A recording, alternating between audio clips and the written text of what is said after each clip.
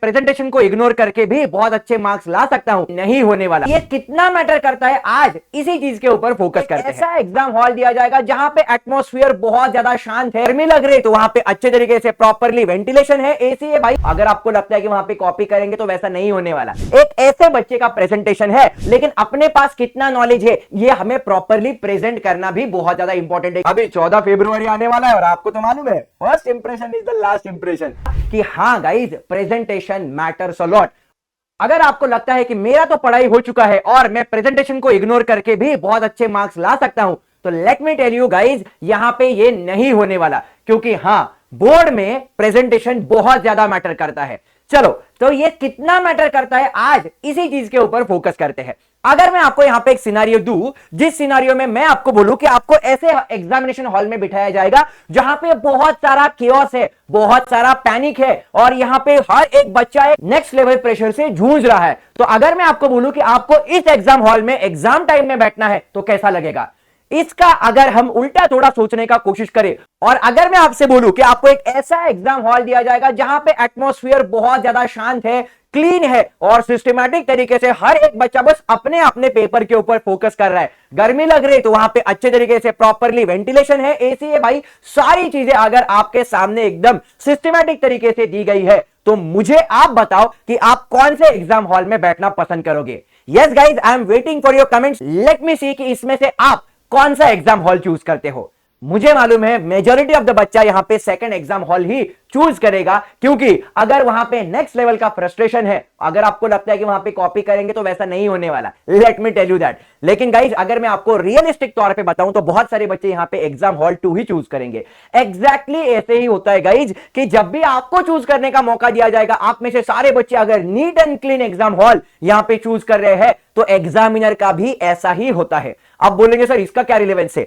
वही मैं बताने जा रहा हूं गाइज। जस्ट इमेजिन कि अगर हमारे पास यहां पे एक मार्कशीट आए, जिस मार्कशीट में एक ऐसे बच्चे का प्रेजेंटेशन है और यहां पे आप चेक करो एक दूसरा मार्कशीट है जहां पे एक सिस्टमैटिक लेवल का प्रेजेंटेशन दिया गया है, तो मैं आपको हर एक बोर्ड एग्जामिनर का साइकोलॉजी यहां पे एक्सप्लेन करने का कोशिश कर रहा हूं। गाइज, हर एक बोर्ड पेपर को जो भी यहां पे पेपर चेकर है, मॉडरेटर है, उसको एक टारगेट दिया जाता है कि आपको इतने दिन में इतने सारे पेपर चेक करने ही है। बिलीव मी गाइज, वो प्रेशर इतना नेक्स्ट लेवल का होता है कि आपको बस टाइम बाउंड रह के सारे पेपर चेक करने होते हैं। तो अगर उस पर्टिकुलर गट्ठे में जो हमारे सामने इतना अपने छाती के ऊपर देके रखा है, वो टाइमली कंप्लीट करना है, that is very very important, क्योंकि आपके रिजल्ट्स टाइम पे डिस्क्लोज करने हैं। तो अगर ऐसा मार्कशीट हमारे सामने आता है, तो यहां पे एग्जामिनर का पूरा साइकोलॉजी यहां पे आप डिस्टर्ब कर देते हो, क्योंकि हर एक यहां पे आंसर देखा जाए तो इसी तरीके से प्रेजेंट किया होता है गाइज। यही है एग्जाम हॉल नंबर 1, जिसको मैंने आपको चूज करने के लिए बोला था। एग्जैक्टली उस पर्टिकुलर पेपर चेकर की साइकोलॉजी होती है। भाई आप उसके साइकोलॉजी के साथ खेल रहे हो, आप उसको और ज्यादा फ्रस्ट्रेट कर रहे हो। लेकिन अगर उन्हीं गिने चुने आंसर शीट्स में से अगर हमारे सामने एक अच्छा पेपर आता है जिसमें सिस्टमैटिक तरीके से प्रेजेंटेशन किया है, तो एग्जामिनर का मूड ऐसा हो जाता है और वो आपका फैन बन जाता है। बिलीव मी गाइज, ये सारी एकदम रियलिस्टिक और अंदर की बातें आपके साथ शेयर कर रहा हूं गाइज। इसलिए मैं बोलता हूं कि यहां पे हमें कुछ चीजों के ऊपर ध्यान देना है। हम पढ़ाई तो करेंगे, लेकिन अपने पास कितना नॉलेज है ये हमें प्रॉपरली प्रेजेंट करना भी बहुत ज्यादा इंपॉर्टेंट है, क्योंकि अभी 14 फरवरी आने वाला है और आपको तो मालूम है first impression is the last impression. अगर वो वहां पे एप्लीकेबल है तो यहां पे क्यों नहीं भाई, जहां पे अपना ओवरऑल फ्यूचर डिसाइड होने वाला है। यस गाइज, ये जो आप आंसर शीट लिखते हो उसमें जो प्रेजेंटेशन होता है वो एक साइकोलॉजिकल इंपैक्ट करता है उस पर्टिकुलर पेपर चेकर के ऊपर। इसलिए हम यहां पे ऐसे पेपर को चूज करते हैं जो इजी टू रीड है, क्योंकि टाइम कम है, टिक टिक टिक टिक हमें करते जाना है। इसलिए तो हमें ऐसे आंसर शीट चाहिए जहां पे हम बहुत ज्यादा मेहनत वेस्ट ना करें, हमारे पास वो सारे आंसर इजी टू रीड रहे, क्योंकि जैसे मैंने बोला ये सबकॉन्शियस माइंड के ऊपर डायरेक्टली इंपैक्ट करता है। उसके लाइफ में हजारों टेंशन पहले से ही है, समझ रहे हो, और उसके ऊपर अगर आप ऐसा गंदा हैंडराइटिंग लेके उसके सामने आते हो, करेक्ट, तो भाई साहब वहां पे सोचो कि आपके साथ क्या हो सकता है। इसलिए बोलता हूं गाइस कि presentation in board examination 100% matters a lot. तो यहां पे हमें क्या करना है वो भी मैं आपके साथ अभी शेयर करने वाला हूं, ध्यान से सुनना। सबसे पहले हमें क्या करना है, जब भी हम कोई आंसर लिख रहे हैं, पहला आंसर मेरा कंप्लीट हो गया तो आपको क्या करना है, वहां पे एक लाइन छोड़ देना है और फिर उसके बाद आपको नया आंसर वहां पे शुरू करना है। मतलब प्रॉपरली स्पेसिंग हमें यहां पे देना है। हर एक नया क्वेश्चन हमें नए पेज के ऊपर स्टार्ट करना है, क्वेश्चन नंबर को यहां पे प्रॉपरली हाईलाइट करना है, और क्या क्या चीजें होती है सब आपके साथ में यहां पे शेयर करना चाहूंगा। गाइस, हमें जो मार्जिन दिए जाते हैं उन मार्जिन को प्रॉपरली यूटिलाइज करना है। अभी मार्जिन का एग्जैक्टली क्या सिग्निफिकेंस है वो भी मैं आपके साथ जल्दी शेयर करूंगा, क्योंकि बहुत सारे बच्चों को ये मालूम नहीं हो। अगर हम परेशान हो गए तो पूरा फ्रस्ट्रेशन आपके मार्क्स के ऊपर निकल जाता है।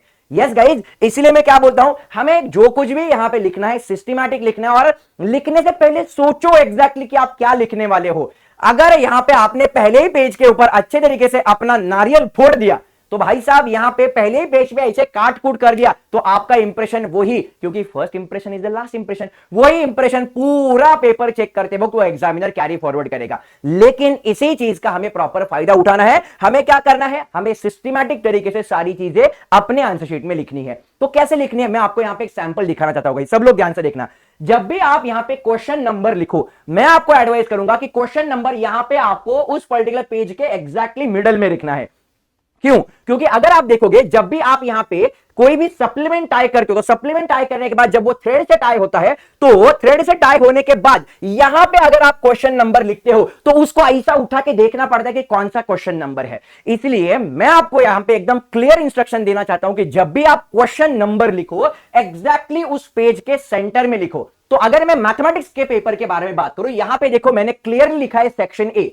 इस सेक्शन ए का क्वेश्चन नंबर 2 का पहला क्वेश्चन मैं सॉल्व करने वाला हूं, उसका आंसर मैं यहां पे लिखने वाला हूं। इससे उस पर्टिकुलर पेपर चेकर को क्लियर इंस्ट्रक्शंस मिलते हैं कि भाई साहब ये कौन सा क्वेश्चन सॉल्व कर रहे हैं। इसमें मैंने कैसे लिखा है सब लोग ध्यान से देखना। मैंने सबसे पहले गिवन डेटा लिखा, गिवन डेटा लिखने के बाद हमें क्या कैलकुलेट करने के लिए बोला है, तो गिवन टू फाइंड और उसके बाद सॉल्यूशन। मतलब उसको हर बार क्वेश्चन पेपर देखना नहीं है, आपने सारा डेटा उसके सामने ऑलरेडी दिया है, आपने क्या फाइंड करना है वो भी आपने लिखा है और आपने सिस्टमैटिकली इसका सॉल्यूशन लिखा है। सब लोग ध्यान से देखना गाइस, यहां पे मैंने एक लाइन लिखा, फिर उसके बाद एक लाइन छोड़ दिया, फिर उसके बाद एक लाइन छोड़ दिया, एक लाइन लिखा, एक लाइन छोड़ दिया, एक लाइन लिखा। भाई आपको यहां पे सप्लीमेंट मिलेंगे तो ज्यादा कंजूसी मत करो, यहां पे सिस्टमैटिकली लिखो। एक लाइन लिखा, एक लाइन छोड़ दिया, एक लाइन लिखा, एक लाइन छोड़ दिया। भाई सप्लीमेंट भर भर के मिलेंगे, पहले आप प्रेजेंटेशन के ऊपर फोकस करो। और लास्टली अगर आप देखोगे जो कुछ भी आंसर हमें कैलकुलेट करने के लिए बोला है उस आंसर को मैंने किया है बॉक्स और यहां पे लिखा है रिक्वायर्ड सॉल्यूशन।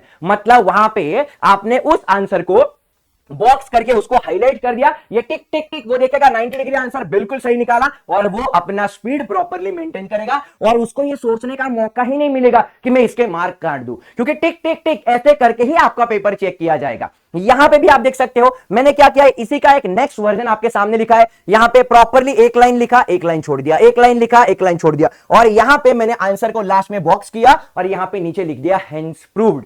देखो गाइज, अगर आप ऐसा पेपर चेक करने के लिए आपके सामने भी आएगा तो आप भी साइकोलॉजिकली बहुत ज्यादा स्ट्रांग रहने वाले हो। मतलब आपके पास नॉलेज है लेकिन उस नॉलेज को प्रेजेंट करने का तरीका भी आपको मालूम है, ये इससे एकदम क्रिस्टल क्लियर हो जाता है उस पर्टिकुलर पेपर चेकर को। गाइस बिलीव मी, मैंने इतने साल इंजीनियरिंग कॉलेज में काम किया है, मैं आपको बताना चाहता हूं कि जैसे मैंने बोला कि अगर कोई गंदा पेपर आ गया ना, टिक टिक टिक, भले वो क्वेश्चन 5 मार्क का, लेकिन आपने मेरी साइकोलॉजी डिस्टर्ब की तो यहां पे कोई एग्जाम मतलब जो कुछ भी पेपर चेक करे वो कोई खुन्नस नहीं निकाल रहा, बट आप अगर उसके साइकोलॉजी के ऊपर हैम्पर करते हो, हमें तो मालूम ही नहीं भाई किसका पेपर है, क्योंकि सब कुछ रोल नंबर वगैरह नाम वगैरह सब कुछ हिडन रहता है, हमें मालूम नहीं किसका पेपर हम चेक कर रहे हैं। We are not impartial, but आपका प्रेजेंटेशन हमारे साथ बात कर रहा है, आपका पर्सनैलिटी, आपका प्रेजेंटेशन यहां पे दिखा रहा है। म्हणतात ना सुंदर अक्षर हाच खरा दागिना, आणि जर तोच दागिना वंगाळ असेल तो भाई साहब यहां पे हमारे साइकोलॉजी के ऊपर यहां पे बहुत ज्यादा हैम्पर कर रहे हो। तो हम क्या करेंगे, 5 है ना, टिक टिक टिक 2 मार्क।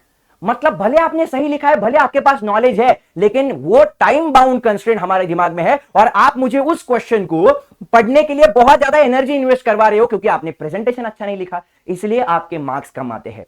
इसलिए मैं बोलता हूं गाइज कि हमें ये जो प्रेजेंटेशन टिप्स मैंने आपके साथ शेयर किए हैं वो फॉलो करने गाइज। बिलीव मी, ये छोटे छोटे चेंजेस आपका ओवरऑल मार्क्स बहुत ज्यादा अच्छे तरीके से बूम करेगा, बिलीव मी। तो गाइज हमें क्या करना है, सबसे पहले पहले पेज के ऊपर अगर हम बात करेंगे तो यहां पे ओवर राइटिंग नहीं करनी। आपने एक बार आंसर लिखा, उसी के ऊपर अच्छे तरीके से ओवर राइट कर रहे हो, क्यों कर रहे हो भाई, मत करो, अवॉइड करो पहले पेज के ऊपर। आगे भी नहीं करना है, but let me tell you, पहला पेज आपका यहां पे इंप्रेशन क्रिएट करने वाला है, इसलिए पहला पेज तो भाई एटलीस्ट अच्छे से लिखने का कोशिश करो।